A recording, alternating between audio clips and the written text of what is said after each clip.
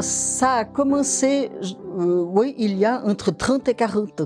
Les symptômes, c'était des selles qui sortaient sans que ma conscience puisse les retenir. L'évolution des symptômes, au départ, c'était quelques taches qui étaient présentes quand je revenais de promenade. Ensuite, il y avait de plus en plus, c'était des selles.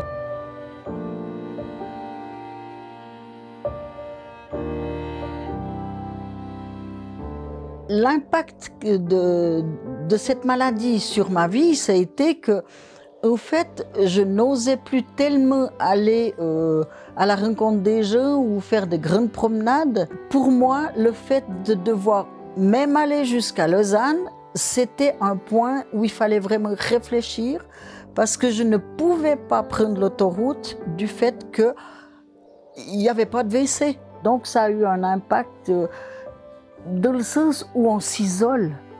Et puis, alors ça, moralement, c'est pas drôle, hein. Je dois dire que c'est difficile à vivre.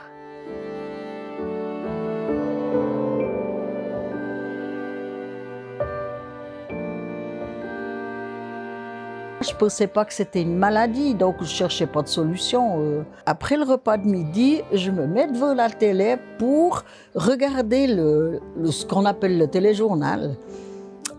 Et en fin d'émission, il y a eu une interview de médecin qui disait qu'en fait, c'était une maladie, que ça n'était pas honteux, qu'on pouvait en parler et que ça se soignait, puis qu'il y avait beaucoup de gens qui avaient ce même problème. J'ai pu avoir un rendez-vous avec un professeur. Pour moi, c'était l'espoir de nouveau d'avoir une vie un peu plus agréable, un peu plus normale, quoi. Une qualité de vie qui ressemblait à ce qu'elle doit ressembler, en fait. L'incontinence fécale, c'est la perte incontrôlée des gaz ou des selles. Le diagnostic de l'incontinence fécale se fait surtout sur l'histoire du patient. Donc, qu'est-ce qu'il nous raconte, combien de fois il a des pertes, comment ça se produit, et puis sur la modification de sa qualité de vie par rapport à l'incontinence surtout. Durant la première consultation, ce qui est important, c'est de mettre à l'aise le patient, de créer vraiment une relation de confiance parce que ça reste quand même très tabou de parler de perte de sel, de perte de gaz incontrôlés. Une fois l'historique fait, on va pouvoir examiner le patient lors de la première consultation. Il existe plusieurs traitements pour cette maladie. Ça va dépendre un petit peu du diagnostic du patient, de ce qu'il a exactement. On va souvent commencer par gérer la consistance des selles, alors soit par des fibres supplémentaires, soit par des médicaments. On peut gérer un petit peu que les selles soient pas trop liquides. On peut proposer également de la physiothérapie du plancher pelvien, donc du périnée, pour reconstruire les muscles, pour donner un certain tonus. Et après, on va éventuellement proposer différentes interventions, soit de reconstruction des muscles, soit de neuromodulation, c'est-à-dire de stimulation des nerfs du périnée. Quand j'ai vu le professeur, il m'a juste parlé de cette solution, de l'opération, du fait que les symptômes étaient tellement avancés qu'il n'y avait plus d'autres alternatives. La neuromodulation des nerfs sacrés stimule le plancher pelvien d'un côté. De l'autre côté, ça donne aussi plus de sensibilité, de sensation quand les selles arrivent dans l'ampoule du rectum et ainsi le patient peut contracter son périnée et son sphincter pour être de nouveau continent. La stimulation des nerfs sacrés se fait en deux phases, une phase de test et une phase d'implantation. Pour la phase de test, le chirurgien place une électrode à côté du nerf S3 pour stimuler ce nerf.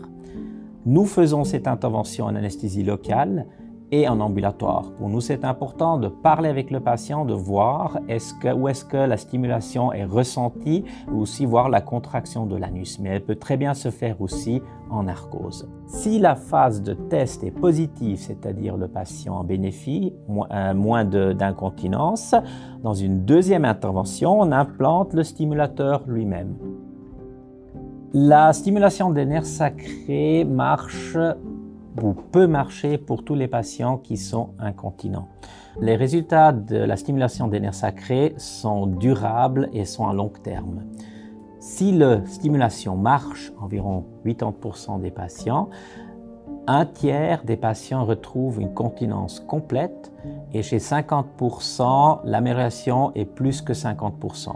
Mais ce qui est le plus important pour les patients, c'est pas d'être à 100% continente, mais de pouvoir retenir les selles, de perdre l'urgence absolue de devoir courir aux toilettes. L'impact sur ma vie, c'est du 100% positif. Je peux faire des balades avec mon chien sans problème. Je retrouve une qualité de vie, mais au top.